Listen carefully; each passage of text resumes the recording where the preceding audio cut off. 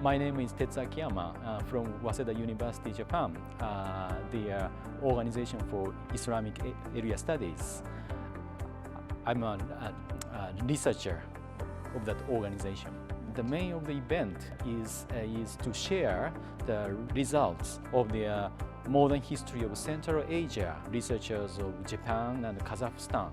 And now there are going roundtable about the internationalization of the national universities in Middle East and in Central Asia, including Kazakhstan. Huge and modern university. I'm surprised to see that very modern. I hope on the other hand, internationalization must be more and more. Internationalization must be needed. But on the other hand, I hope that this university regard traditions of Kazakhstan. So both internationalization and local traditions be respected.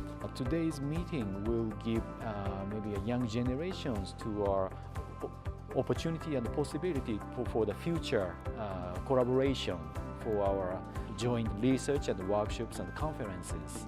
For example, joint project regarding the modern history of Central Asia and including Kazakhstan and that kind of topics.